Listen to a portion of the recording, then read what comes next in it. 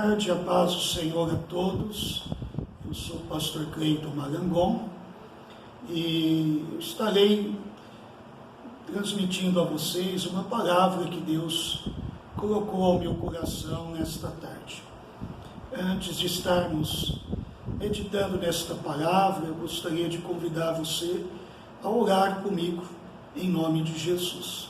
Eu tenho certeza que Deus tem uma palavra poderosa para o seu coração.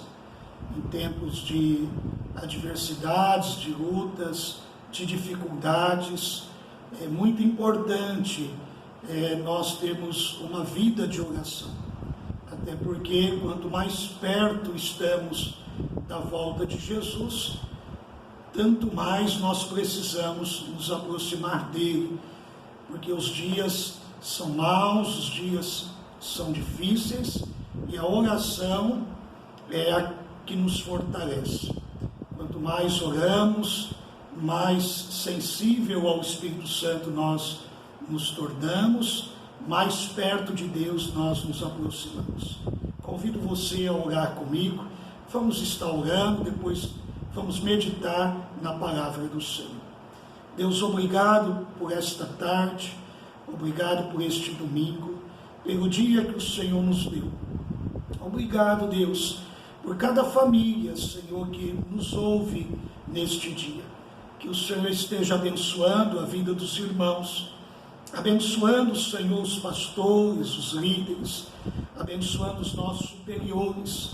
Peço ao Senhor neste momento que o Senhor nos dê vitória, que todas as barreiras humanas, espirituais, todas as obras malignas sejam desfeitas, anuladas e repreendidas na autoridade e no poder do nome de Jesus.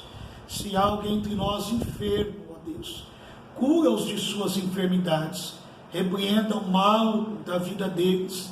Em nome de Jesus eu te peço, visita aqueles que estão hospitalizados, aqueles que se encontram na UTI, aqueles que estão, ó Deus, dependendo de um milagre, Senhor, porque a medicina já os desenganou. Que o Senhor tenha misericórdia, que o Senhor mude, Senhor, estes números que a todo momento a televisão nos apresenta. Números de morte, de tristeza, de tragédias, de desemprego. Que o Senhor venha reverter esta situação.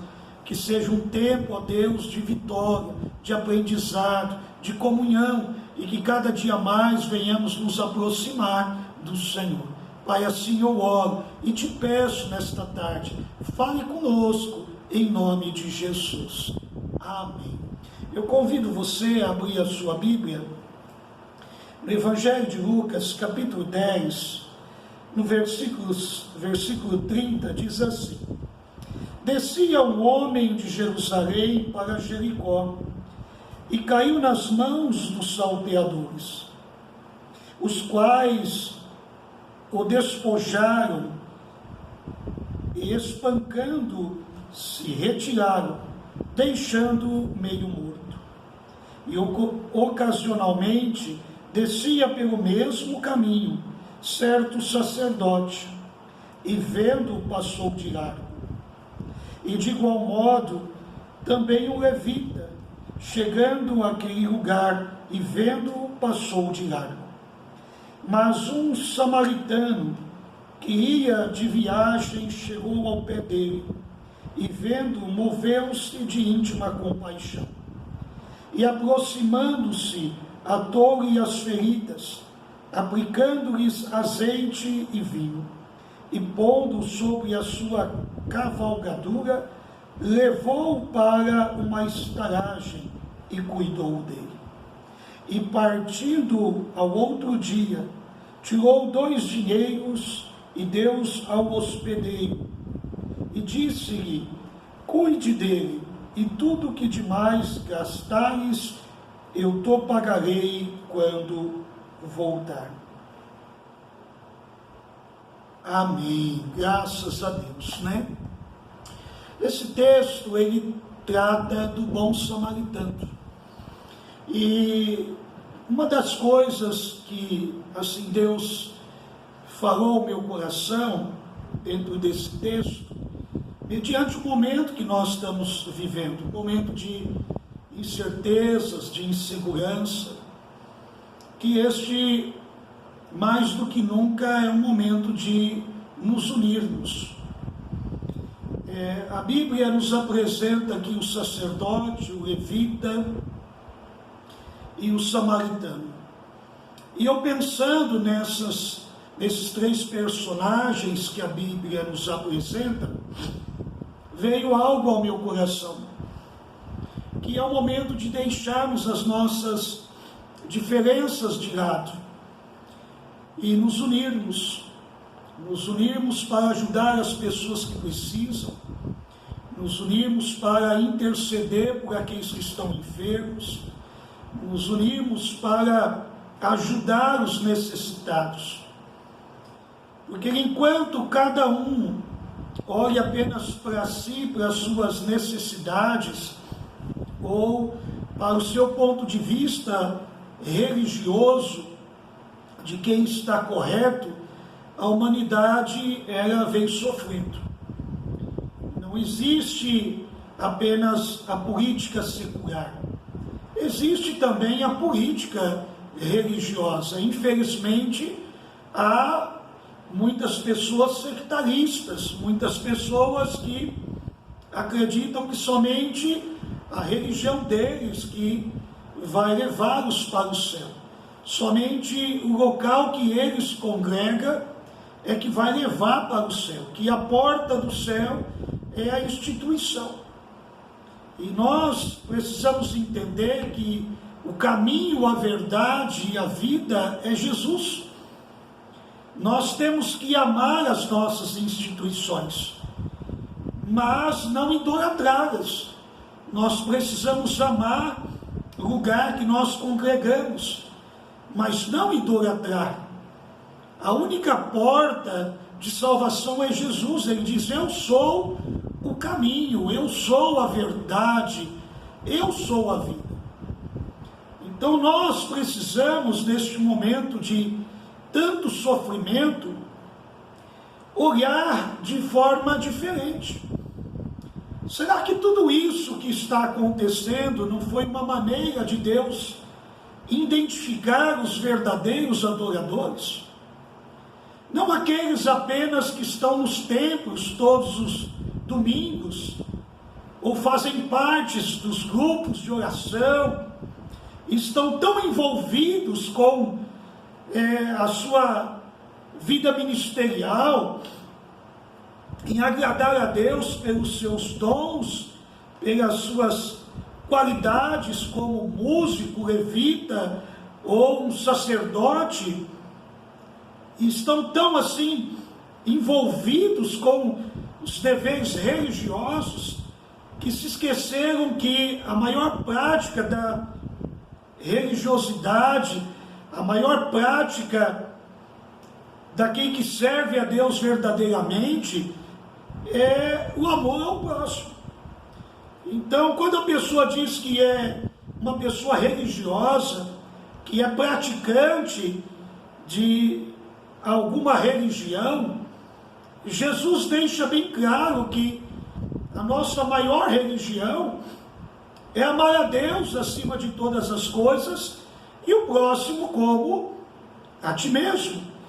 Então, amar a Deus, buscar a Deus, deve ser o nosso principal propósito.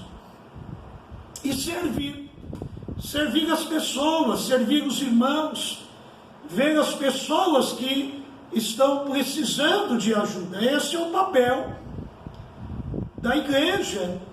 A igreja está aqui para pregar o Evangelho, dar alimento aos necessitados, para pregar arrependimento, falar sobre o céu e sobre o inferno. A igreja não está aqui para adquirir bens materiais. O maior patrimônio da igreja são as pessoas. E a igreja que não cuida dos seus membros, a igreja que não pastoreia o rebanho, que não se preocupa com as pessoas, ela há de perder muito neste período de pandemia e pós-pandemia que virá depois.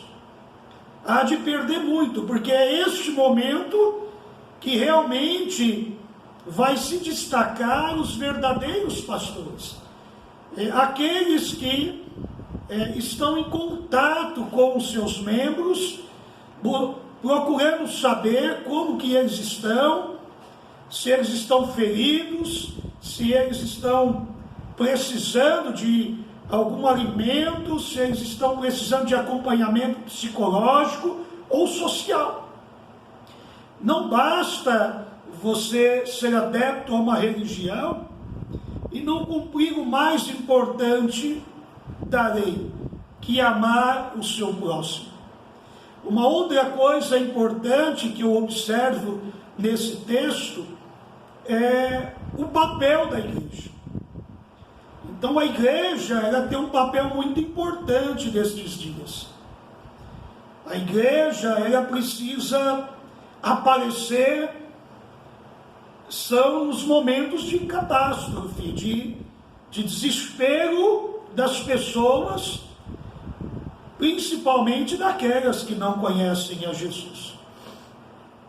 A igreja, ela precisa aparecer, e quando eu digo aparecer, não é a igreja nas redes sociais, a igreja na televisão, não, eu estou dizendo da igreja como sal da terra e luz do mundo. Porque é nos momentos de crise no relacionamento, crise no desemprego, crise na questão da saúde, crise na questão da educação dos filhos, crise nos momentos de pandemia, como nós estamos vivendo mundialmente. É nesses momentos que a igreja ela deve aparecer. Nós estamos vivendo crises institucionais, estamos vivendo crise de caráter, estamos vivendo crise dentro das relações familiares. Temos visto aí as pessoas que não conseguem se manter numa relação, não conseguem se manter firme no namoro, noivado, casamento, no relacionamento com seus filhos. Muitas pessoas estão tirando a sua vida, se suicidando, por conta da pandemia e também por conta da necessidade fisiológica, necessidade emocional, necessidade espiritual, necessidade de realização.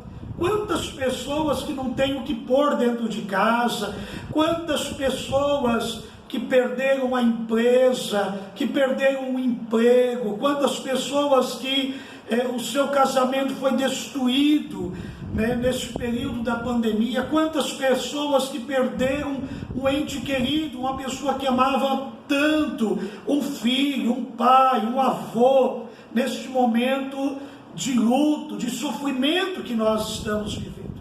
O que o mundo espera de nós neste momento? O mundo espera da igreja que a igreja seja o sal da terra e a luz do mundo. O mundo espera um posicionamento positivo. O mundo espera da igreja, da vida das pessoas que servem a Deus, aqueles que têm a mensagem de paz, de salvação, de libertação e de cura. Nós não podemos ser mensageiros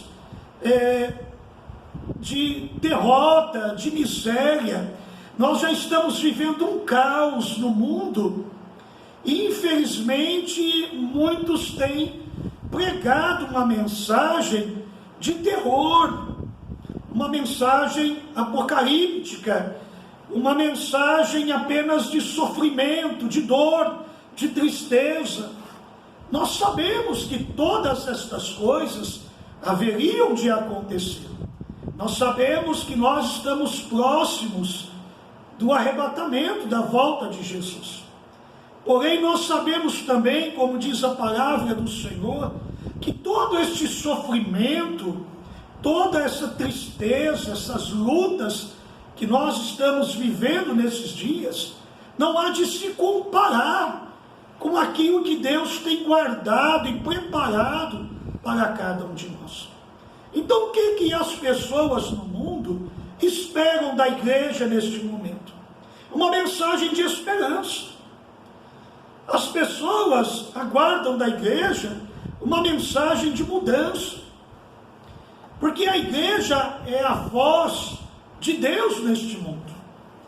A igreja é a forma que Deus se manifesta. A igreja é a maneira que Deus fala. Deus fala através dos seus filhos, dos seus profetas. Deus usa os pastores, os líderes, os membros. E nós temos que ser a diferença neste momento. Nós não podemos ser como os demais. Nós precisamos pregar mais esperança. Precisamos falar de fé. Precisamos falar de mudança. Não vamos ignorar o caos que estamos no mundo, de maneira alguma. Porém, nós precisamos entender que nós somos os homens e mulheres desta geração que Deus tem levantado para anunciar o arrebatamento, sim, para falar da volta de Jesus, sim, falar do novo céu, da nova terra, falar do inferno, do pecado e a necessidade de arrependimento. Mas as pessoas precisam também de mensagem de esperança, precisam de mensagem de consolo, mensagem que venha os fortalecer e que possam focar em Jesus, olhar para o futuro, não viverem do passado, das lembranças dos dias bons que tiveram e que hoje estão vivendo dias de luto, não olharem apenas para o momento que estão vivendo de tragédias, de luto, mas olharem para o futuro, porque Deus tem coisas grandes para fazer na nossa nação. Deus tem coisas grandiosas para fazer no mundo. Ao longo da história, sempre depois de um caos, vem um avivamento.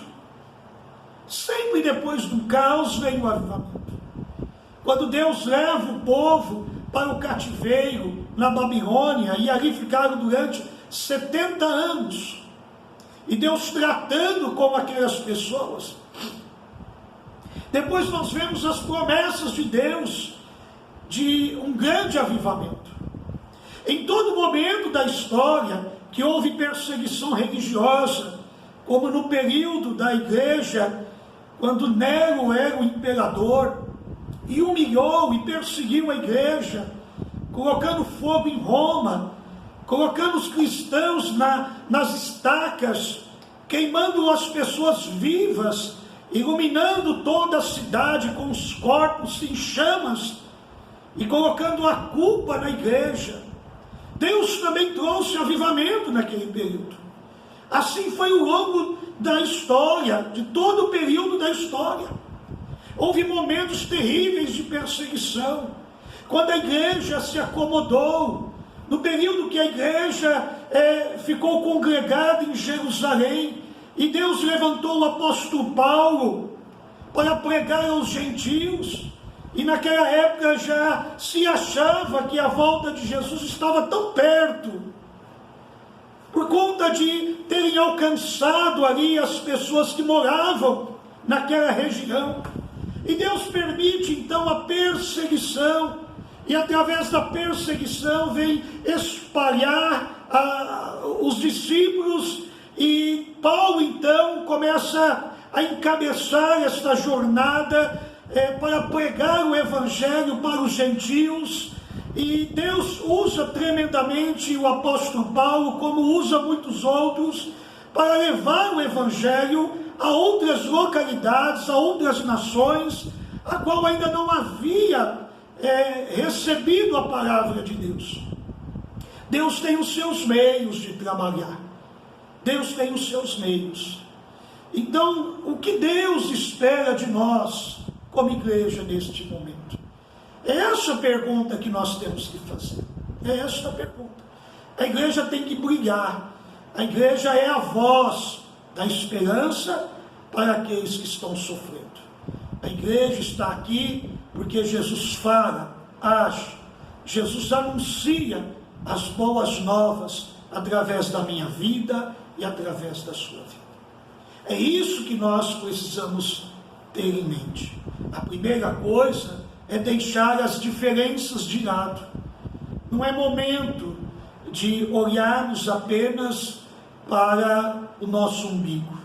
Não é momento de olharmos apenas para a nossa religião.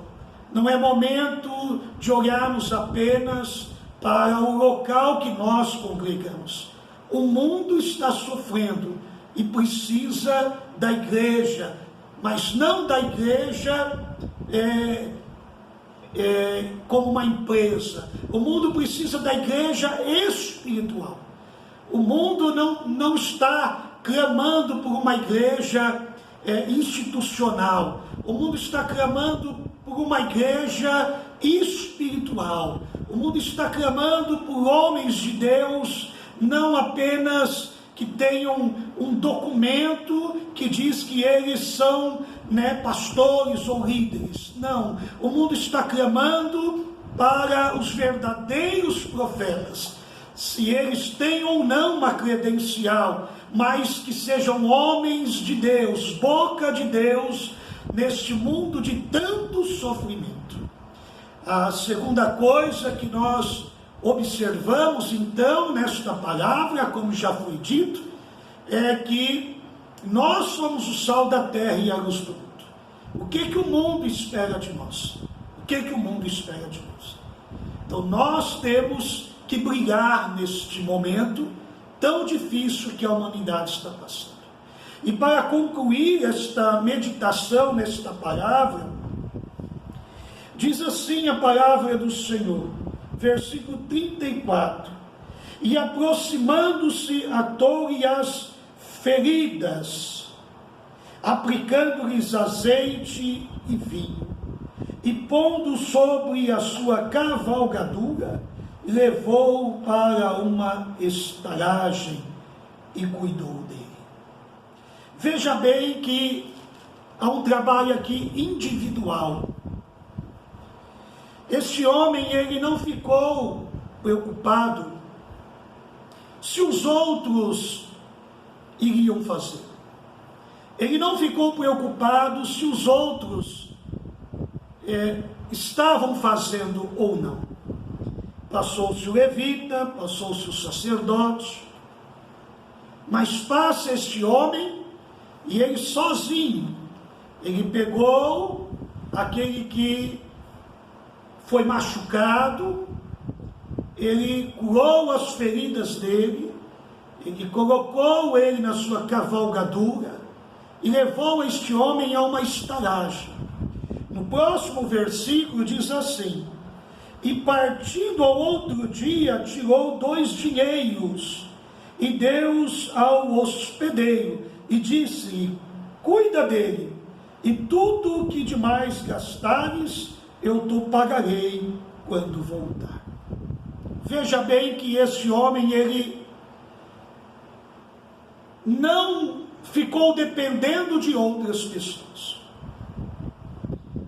Não importa o tamanho do seu recurso. Pode ser que você tenha pouco. Pode ser que você tenha 2 latas de óleo, 2, 3 pacotes de arroz. E no seu coração, o sentimento é, eu vou deixar guardado para que porventura não venha a faltar na minha casa. Você agindo desta maneira, você está fazendo de forma errada. Da mesma forma que a pessoa diz, eu vou guardar o meu dízimo para que não venha faltar na minha casa, se porventura eu precisar.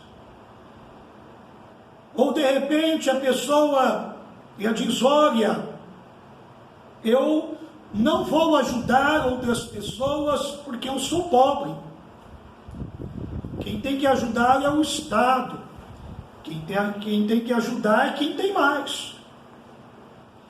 Não seja insensível com as pessoas. Não seja insensível com as necessidades, primeiro, emocionais. A Bíblia diz que este homem curou as feridas daquele que havia passado por uma dificuldade muito grande.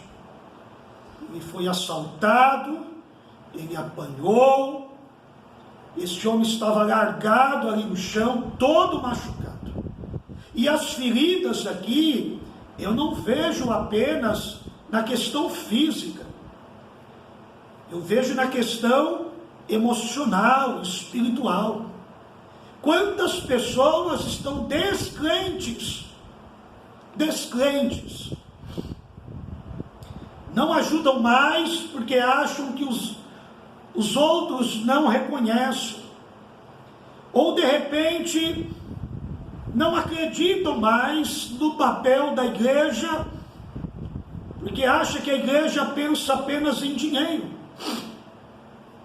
Entenda uma coisa, este homem, ele não ficou preso à sua limitação financeira.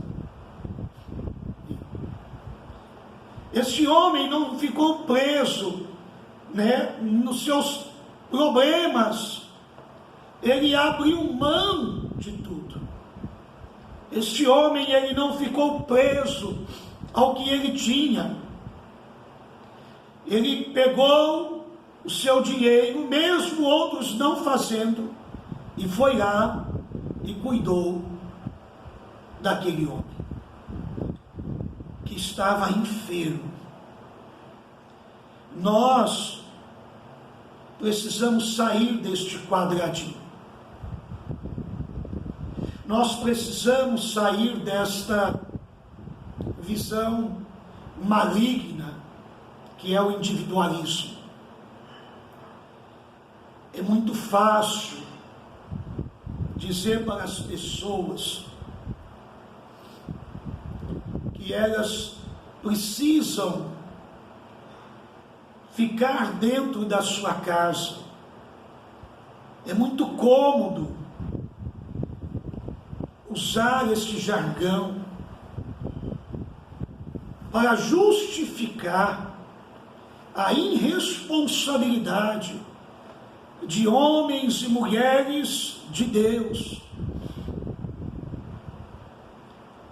que usam a pandemia, que usam as circunstâncias para tentar justificar a irresponsabilidade. Quantas pessoas que têm dificuldade e estão passando por dificuldade, mas são pessoas altruístas, pessoas que pensam no próximo, e mesmo com pouco, têm um coração voltado para ajudar. Não deixe o diabo falar no seu coração que você não deve ajudar as pessoas, porque o dever é do Estado. Não deixe o diabo falar no seu coração que você tem pouco, então não deve ajudar. Isso é para os ricos. Não deixe o diabo falar no seu coração, semear na sua vida, que é melhor você guardar o seu dízimo para que não venha faltar na sua casa. Não deixe o diabo semear dentro do seu coração um sentimento egoísta, esse sentimento que a pessoa pensa só nela. Não deixe o diabo semear isso na sua vida. Saiba que quando você ajuda o próximo, Deus multiplica na sua vida. Deus, Ele vai te dar 100 vezes mais, com certeza. Deus vai te dar 100 vezes mais tudo aquilo que você tem dado e abençoado a vida das pessoas. Eu lembro quando eu era criança, que a nossa casa passou por um momento difícil. E eu passei por muitos momentos de dificuldade. Mas uma coisa que eu sempre ensinei os meus filhos e aprendi dentro da minha casa: ajudar as pessoas, ter um coração aberto para abençoar as pessoas, é o caminho para você ser uma pessoa realizada, próspera e cheia de fé, que vive uma vida dependente de Deus. Não fique olhando se os outros estão fazendo ou não. Faça você. Dê o primeiro passo. Faça você. Precisou tirar do seu bolso, do seu recurso, ninguém deu, não tem problema, faz você. Deus está vendo o que você fez. E Deus vai te honrar, Deus vai multiplicar, Deus vai abençoar a sua vida. Fique com esta palavra no seu coração. Porque semear, abençoar, contribuir com amor ao próximo, jamais nós venceremos a Deus. Deus sempre vai nos recompensar. Deus sempre vai nos dar muito mais, para que possamos abençoar muito mais pessoas.